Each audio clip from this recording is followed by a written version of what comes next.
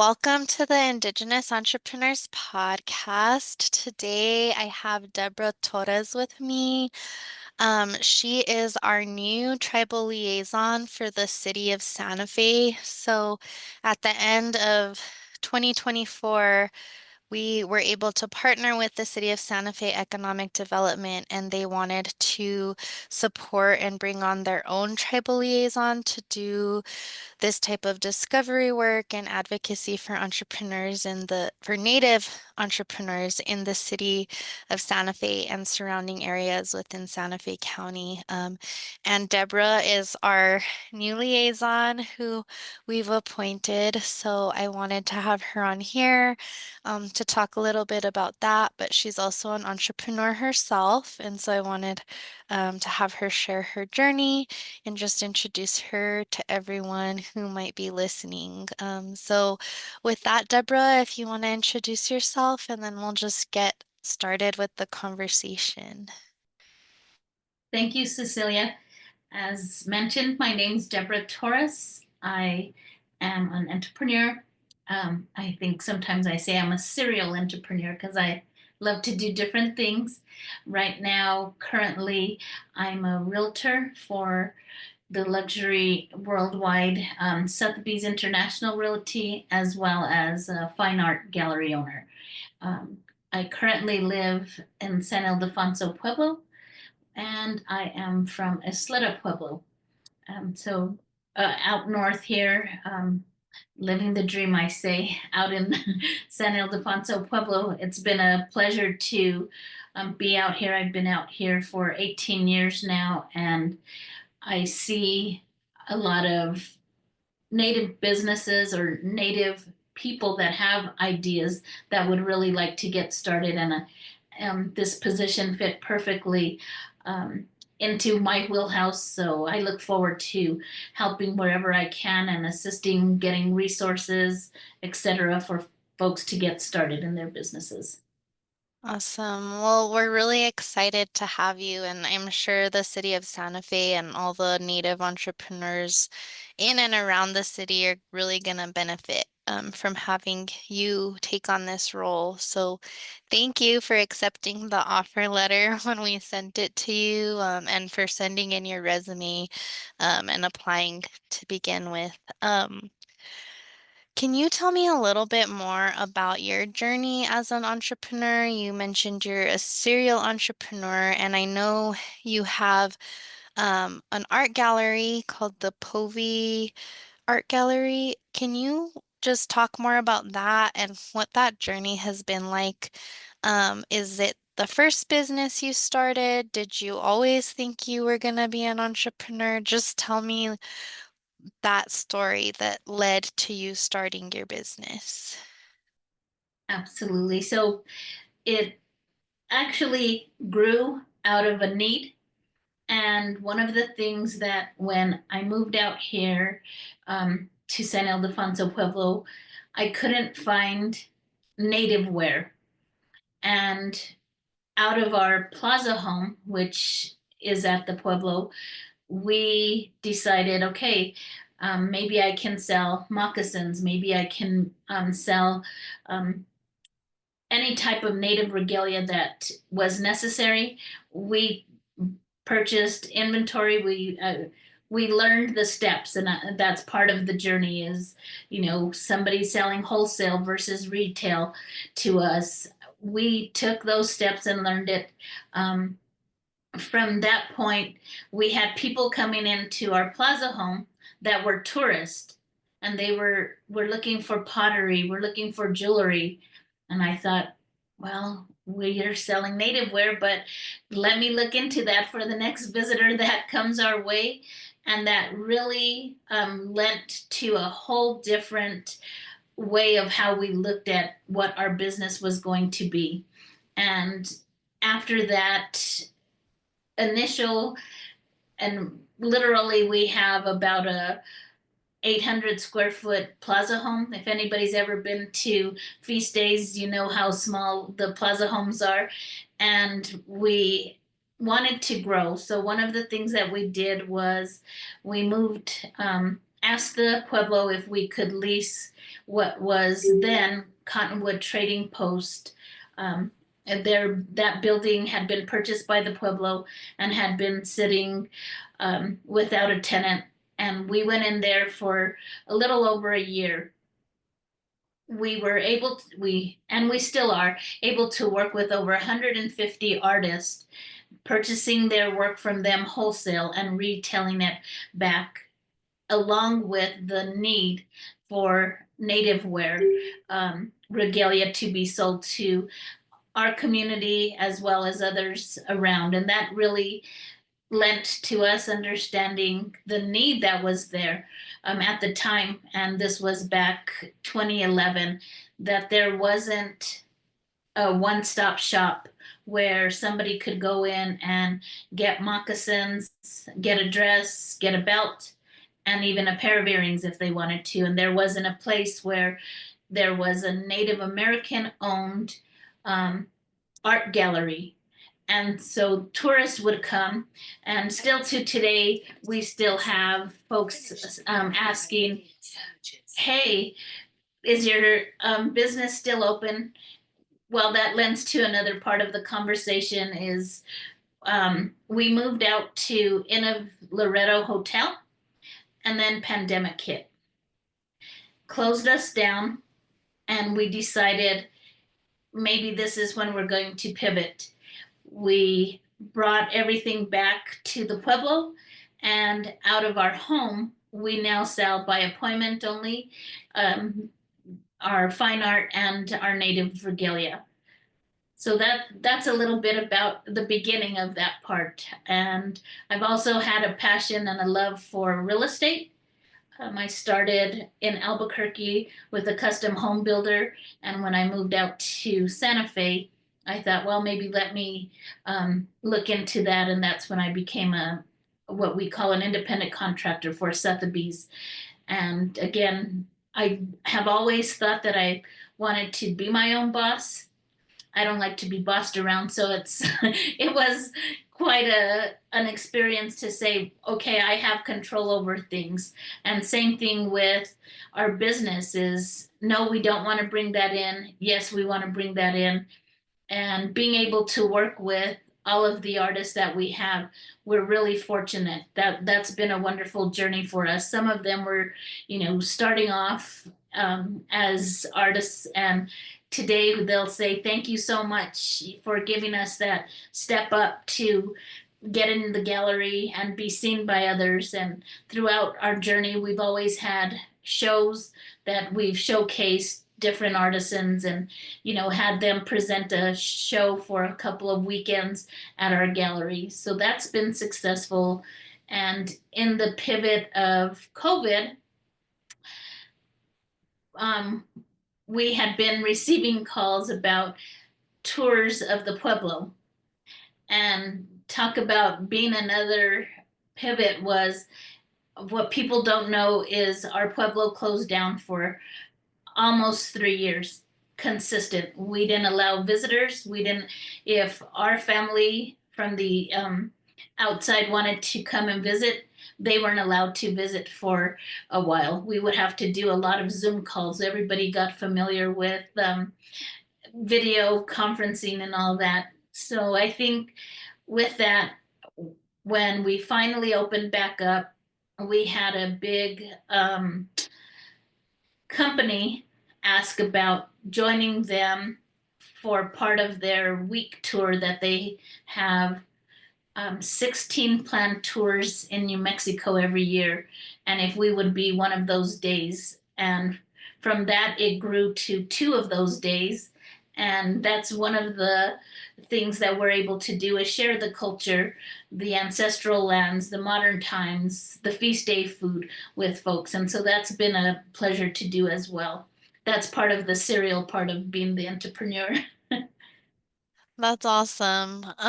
It definitely sounds like you had a lot of different challenges come up as you were starting and growing and pivoting the business. Can you talk a little bit more and even just you have uh wide experience in the sense that you are starting and running your business on the Pueblo, but you've also done some stuff off of the Pueblo. I'm wondering if you can talk about some of the challenges that you faced while starting your business and how you overcame that, and then also maybe the differences and like what that was like navigating running a business on the Pueblo versus off the Pueblo. Yes, absolutely. And I think one of the things that we saw um, when we first started here at the Pueblo was we called the tribal administration office and said, okay, do you have rules and regulations for running a business? No. Okay, so how do we start a business here? You just start selling. Oh, okay.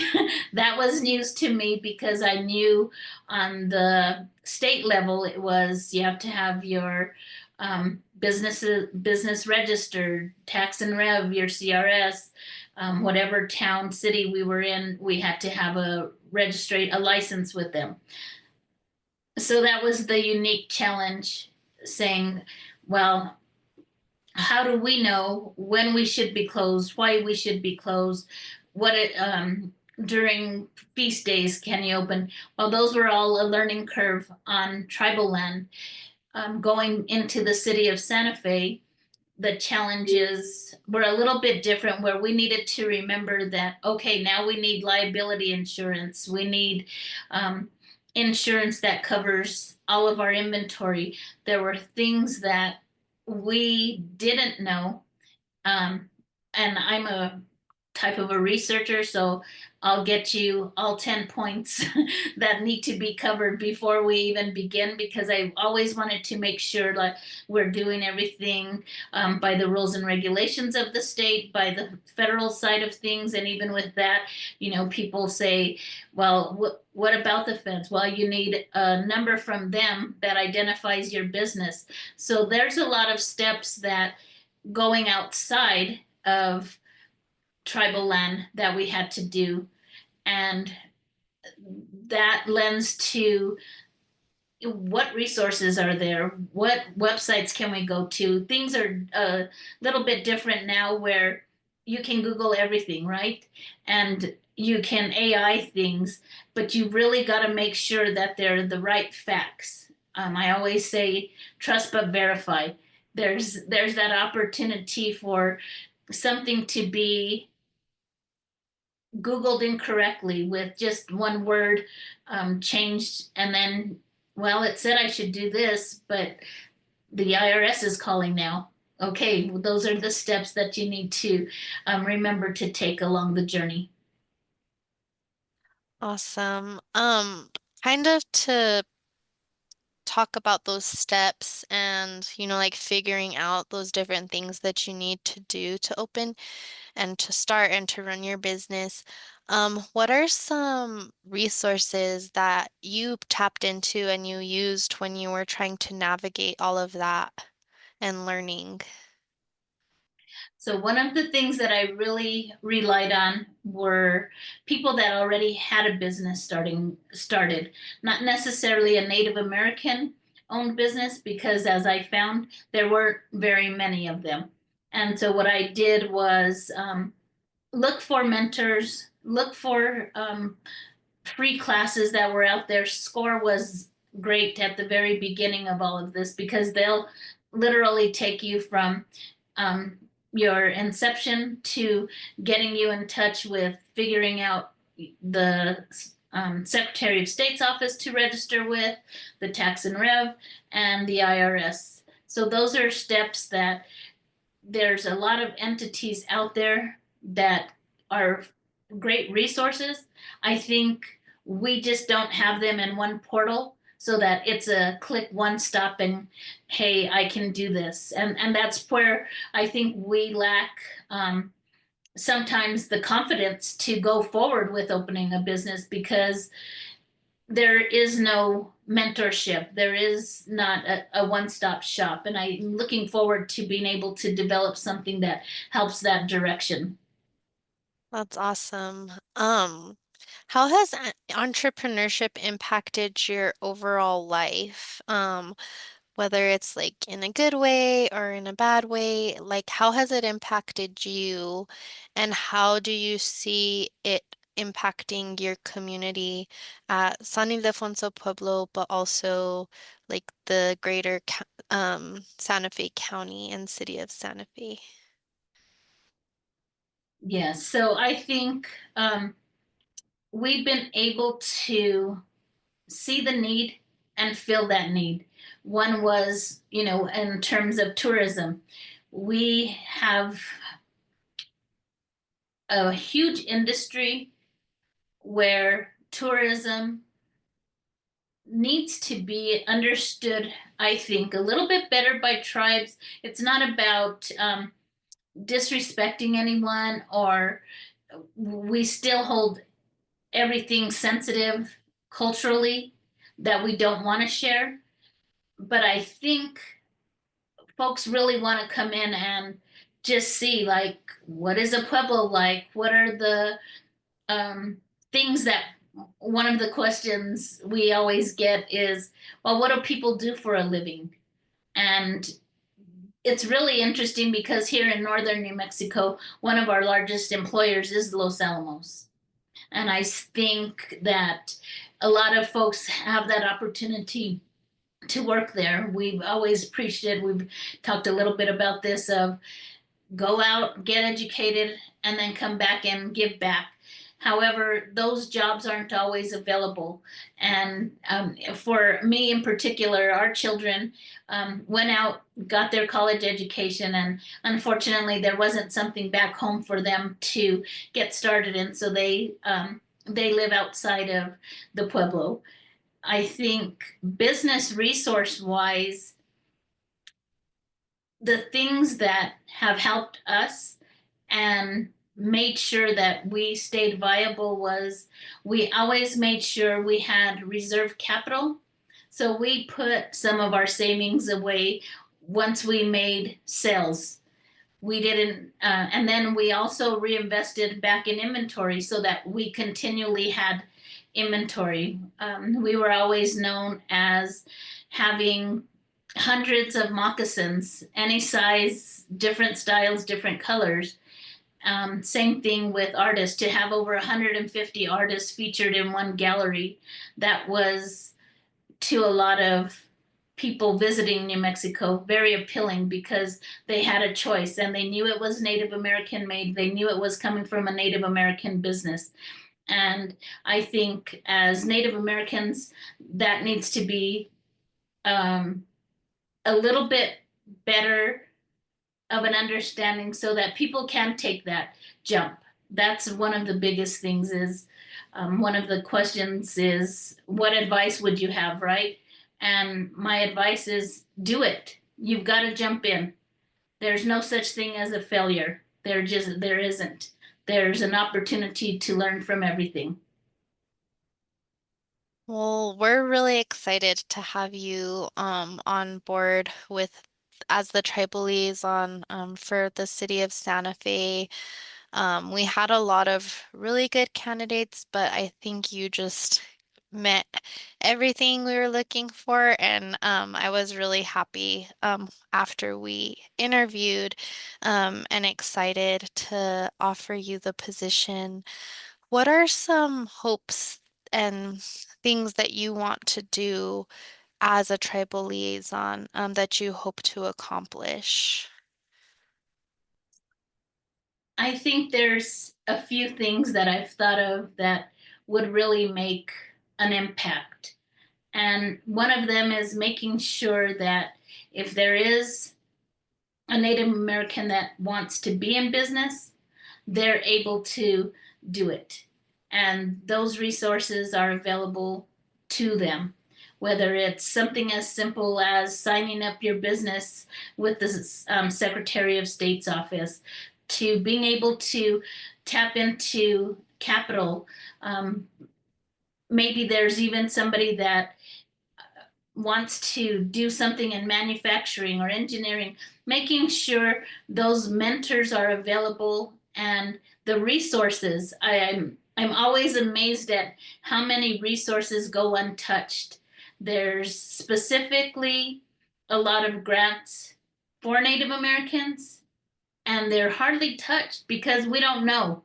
And I always say if we don't know, then we don't know, right? So I want to be able to meet people where they're at, give them resources, and help them along the way for this journey, not just, okay, here's the resources, go at it, I'll come back and visit you years later. That's not helpful.